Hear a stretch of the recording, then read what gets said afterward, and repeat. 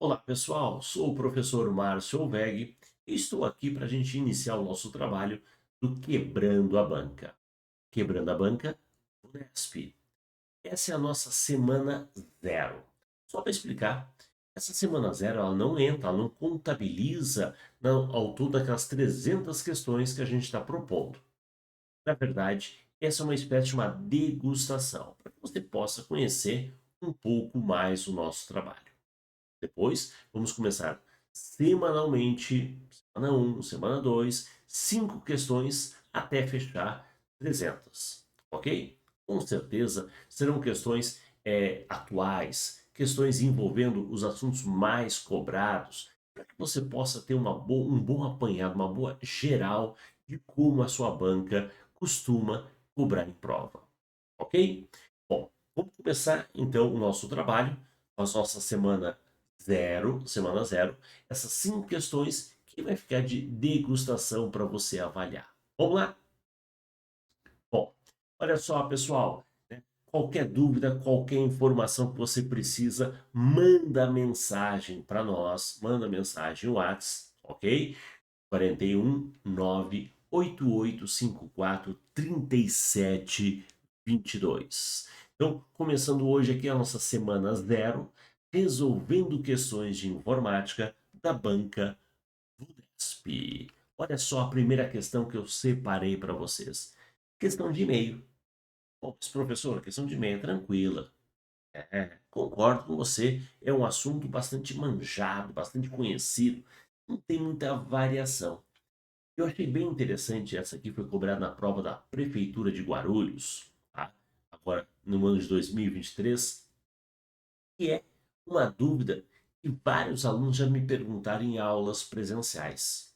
Calma aí, não vamos antecipar a dúvida. Vamos dar uma lida na questão? Usando o Outlook, o Microsoft Outlook, o aplicativo cliente de e-mail, em sua configuração padrão, Maria recebeu uma mensagem de correio eletrônico. De quem? De Paulo. E essa mensagem apareceu para Maria da seguinte forma: de quem é o remetente? Paulo. Ricardo. Com cópia, Joana. Quem é o nosso personagem principal aqui? Maria. Maria recebeu a mensagem, identificou quem enviou foi o Paulo para o Ricardo, com cópia para a Joana. Assim, assinale a alternativa que indica na mensagem original de Paulo, Paulo ao enviar, afinal, como é que essa mensagem foi parar nas mãos de Maria? Em qual campo o nome Maria foi inserido? Para e pensa. Maria recebeu, mas Maria não aparece no para. Maria não aparece no com cópia. Tem um outro campo aqui que não está aparecendo aqui, o com cópia oculta, CCO. CCO, muitas vezes em inglês, BCC, né? Mas aqui, pelas alternativas, o CCO, que é cópia carbono oculto. Agora, a dúvida que o aluno sempre coloca em aula é a seguinte: professor, é óbvio que quem está no para vai enxergar o com cópia, mas não vai enxergar o oculto. Quem está no com cópia vai enxergar o para, mas não vai enxergar o oculto. Tranquilo. E o oculto vai enxergar o para e o com cópia. Beleza.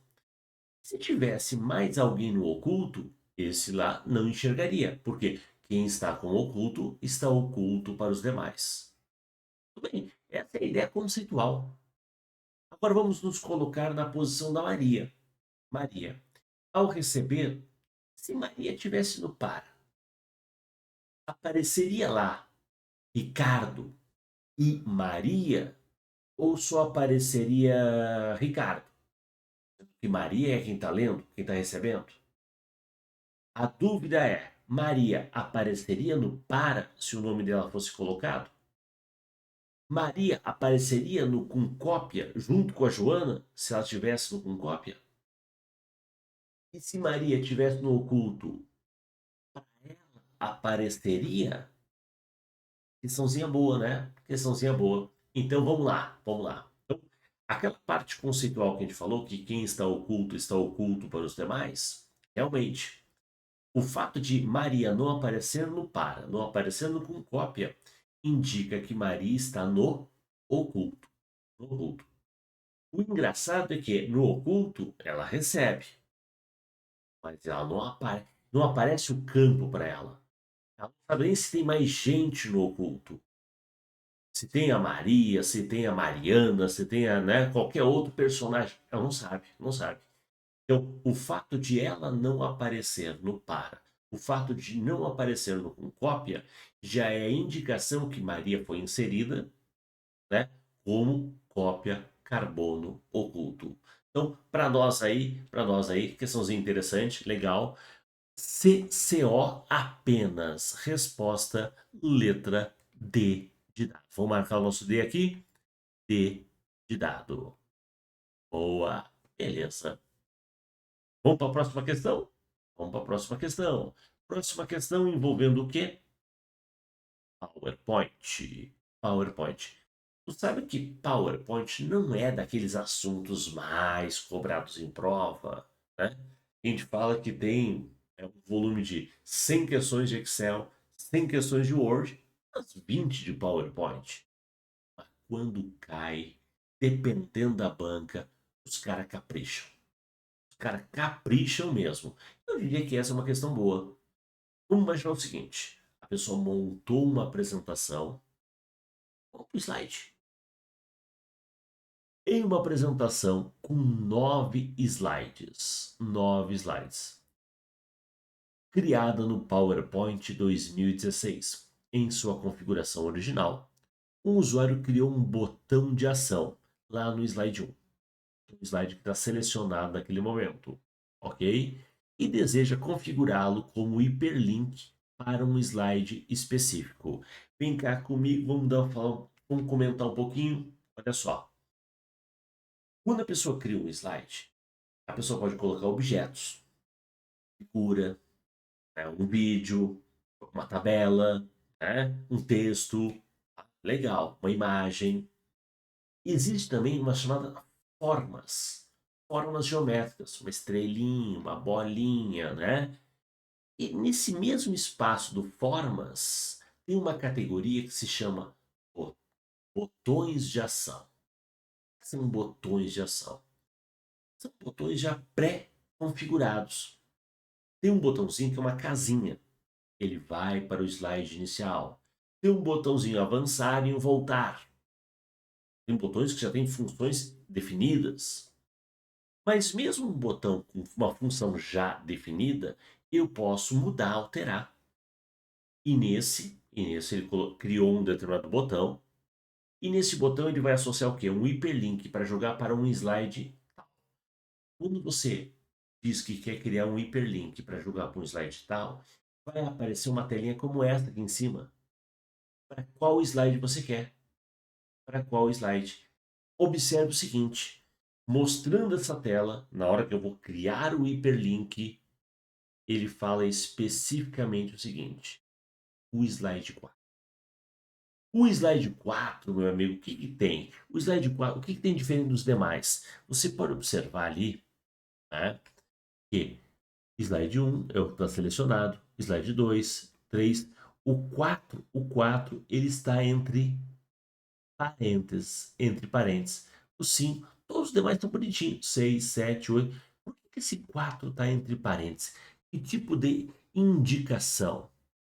Será que esse 4 tem alguma transição configurada? Lembrando que transição é a mudança de um slide para o outro.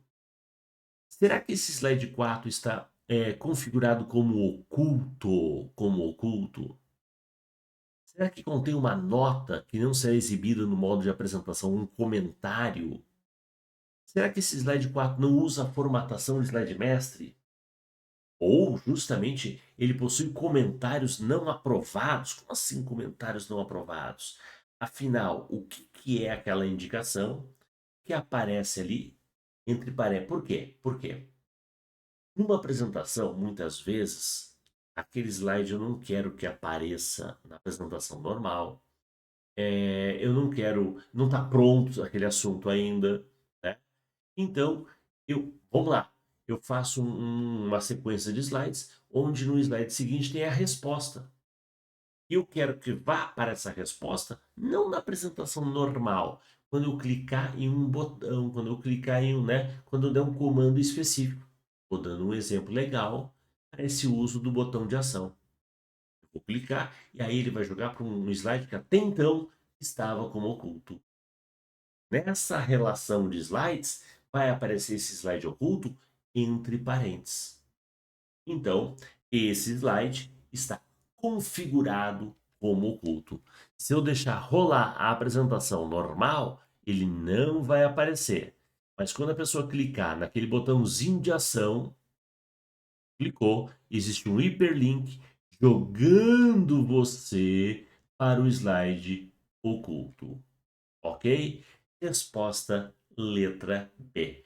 Prefeitura de Guarulhos, mais uma provinha. Você vê que segunda questão da Prefeitura de Guarulhos. E questão legal. Legal. Vou ser sincero. Uma questão de um nível médio para cima. Ok? Curtiu? Gostou? Vamos para a próxima? Temos 5 questões, hein? Temos 5. Estamos a recém na segunda. Vamos para a nossa terceira questão. Terceira questão do Nesp. Olha só.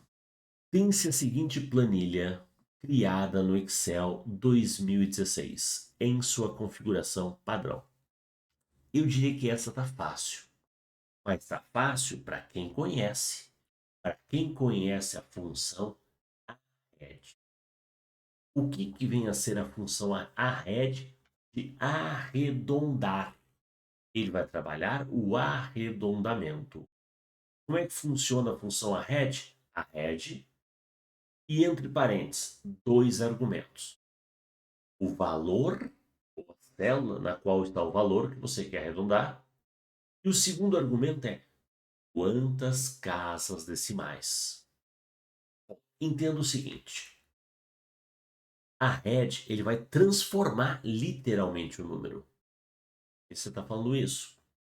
Porque existe muitas vezes uma outra forma, uma outra maneira, que seria a formatação. A formatação muda a aparência, mas não muda o conteúdo.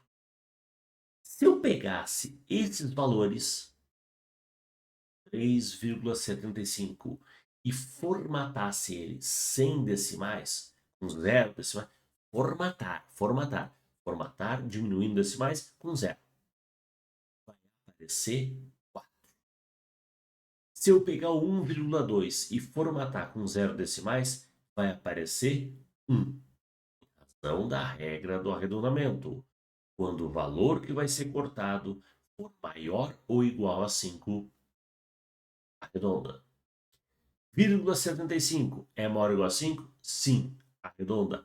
Aparece 4. 0,2 arredonda? Não, é para baixo. Maior ou igual a 5 arredonda. Só corta, aparece 1. Mas isso é na formatação. Quando você mandar multiplicar, o que ele vai multiplicar é o 3,75 vezes 1,2, porque a formatação muda a aparência, mas não muda o conteúdo. Quer mudar o conteúdo? Usa a função arred. Arred, pessoal, trabalha o arredondamento. E esse arredondamento é mudando literalmente o número. Então, o 3,75 vai ficar 4. O 1,2 vai ficar 1. Então, como é que fica ali? Então, essa primeira célula, o A1. Se eu tirar as decimais, vai ficar 4. É o A1 com 0 decimais. Multiplicando por quanto? Pelo B1, com 0 decimais. Vai ficar 1. E 4 vezes 1, esse aí tá tranquilo. 4 vezes 1 tá fácil. 4 vezes 1, beleza. Você vê que ele dá margem para o cara que não sabe que aqui vai subir. não conhece a regra do arredondamento, quando o valor que vai morrer for maior ou igual a 5, sobe, arredonda. 75 é maior ou igual a 5, ficou 4. 2 é menor que 5, ficou 1. Então, quem não sabe, podia confundir o 3, podia confundir o 4. Tem resposta para todo mundo. Uma questãozinha aqui, tranquila. Para quem conhece a regra do arredondamento e para quem conhece a função arrede. Arrede. Ó, fugir um pouco daquele máximo maior, soma, né? Uma questãozinha mais, né? Diferente. Terceira questão, boa. Médio para baixo, mas boa. Vamos para a próxima. Terceira, vamos para a quarta questão. Quarta questão. A nossa quarta questão tinha que ser de Word, né? Não podia faltar comentário sobre o Word. Olha só, mais uma da Prefeitura de Guarulhos. Usando o Word 2016 em sua configuração padrão, um usuário digitou o seguinte texto, formatado em negrito e itálico. Adivinha o texto? Prefeitura de Guarulhos. Com o cursor no final da palavra Guarulhos, o usuário clicou nos ícones negrito, itálico e sublinhado. E subscrito. Caramba, hein? Caprichou. Clicou no negrito, no itálico, sublinhado e subscrito. No entanto, antes de digitar qualquer palavra, o usuário pressionou a tecla Backspace, apagando a palavra Guarulhos, conforme a imagem a seguir. Então, mais ou menos para não entender, vem cá comigo, olha só. Vamos pegar aqui nossa louça, olha só. Eu tenho Prefeitura de Guarulhos. O meu cursor está aqui. Até aqui eu tinha o quê? Negrito e itálico. Tá? Prefeitura de Guarulhos, ele digitou com negrito e itálico. Meu cursor está aqui. O que ele clicou? Negrito, itálico. Calma aí. Tu sabe que o negrito e o itálico é o tipo da formatação habilita e desabilita. Quando você clicou em negrito e itálico, o que eu digitar aqui para frente não vai ter mais negrito e itálico. E mais sublinhado. Vai estar sublinhado. Sobrescrito. Vai estar subscrito. Legal. Só que não é a digitação para frente. O que ele fez? Antes de digitar qualquer coisa, ele teclou backspace. Backspace volta apagando. Volta apagando. Apagou Guarulhos e o cursor parou aqui. Veja, como ele voltou apagando, né? Aquela formatação que foi configurada para frente deixou de existir. Ele voltou e o que vale é a configuração desse final. Então, o que ele digitar daqui para frente, porque agora o cursor está aqui, né? O cursor está aqui. O que ele digitar daqui para frente vai ter o quê? Apenas negrito e itálico. Questãozinha meio confusa, né? Questãozinha meio deixa o cara meio na dúvida. Ainda mais com as alternativas que ele coloca. Joga lá, joga lá. O que ele fala? Finalmente com o cursor posicionado após a palavra D, né? Porque ele apagou o Guarulhos, né? É depois do D. Ao digitar qualquer palavra, qualquer, põe aí, revisando, põe aí, professor Márcio, qualquer palavra, ela estará formatada com o quê? Com o que ela, né, manteve na prefeitura D. Aquela formatação não foi alterada, seria alterada para frente. Como eu voltei, aquela se manteve. Vai ficar com negrito e itálico apenas. Resposta letra C. Ok? Questãozinha, mais uma questão boa. Colocaria essa, ó, de médio para cima. Até tô curioso. Manda para nós depois. Coloca lá nos comentários. Coloca lá na nossa comunidade. Como é que você foi nessa semana zero? Quantas das 5? Quantas você acertou? Tá? Vejam, Questões como essa de Word e a anterior Excel, até no PowerPoint, são questões que dá para a gente praticar. São questões que dá para você abrir o aplicativo e treinar para entender esse tipo de pegadinha. Legal? Questãozinha boa. Vamos fechar a nossa aula, nossa semana zero, nossa quinta questão, degustação, né? Com uma questãozinha de Windows. Joga na tela. Olha só. Questãozinha de Windows. Aqui. Prefeitura de Guarulhos também, prova 2023, no Windows 10, em sua configuração padrão. Assinale a alternativa com os dois comandos que combinados, e na ordem, uma duplinha que o pessoal deve conhecer, tá? Movem um arquivo de uma pasta para outra. Ouça, essa tá fácil. Concordo contigo. Essa tá para ninguém zerar. Todo mundo sabe que mover é tirar de um lugar e jogar para o outro. Como é que se move? Tem várias maneiras. Usando a tecla de atalho Ctrl X, recorta. Seleciona para onde? Ctrl V, cola. Recorta e cola. Mas eu quero aproveitar uma questão fácil, fácil, fácil como essa para lembrar você daquele macete. Que quando você clica e arrasta dentro da mesma unidade, você está movendo. E se eu clicar e arrastar de unidades diferentes, eu estou copiando. Como é que é? Regrinha, dica do MM. Dica do MM. Quando eu clico e arrasto um arquivo com o botão esquerdo do meu HD para uma outra pasta também do HD, eu estou arrastando na mesma. Quando eu arrasto na mesma, eu estou movendo. Se eu pegar esse arquivo, do meu HD, por exemplo, e arrasto para um pendrive, eu estou arrastando para uma unidade diferente. Quando eu arrasto para uma unidade diferente, eu estou copiando. A questão aqui estava fácil, não perguntava nada disso. A questão aqui queria saber qual é a sequência para mover. Eu recorto e colo. Podia ser a tecla atalho, podia ser o uso do mouse, né? Mas já aproveitamos e encaixamos esse comentário. Joga na telinha. Então, aqui ficou o nosso recorta e cola. Resposta, letra B. Letra B. Mas aproveitamos aí já, demos a dica da regrinha do MM, né? Regrinha do MM. Quando você clica e arrasta na mesma, move, e diferente, copia. Vem aqui comigo. Fechamos aqui a nossa semana zero. 5 questões, VUNESP.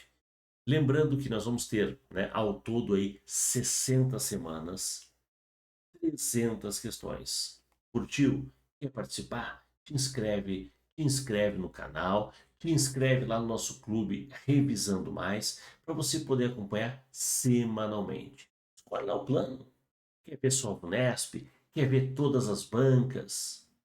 Quer ver todas as bancas e ainda fazer a assinatura do Office 365? É contigo. Não deixa de estudar, não deixa de prestigiar o nosso trabalho, tenho certeza que você vai curtir. Ok? Espero que tenham gostado. Um abraço e até a próxima.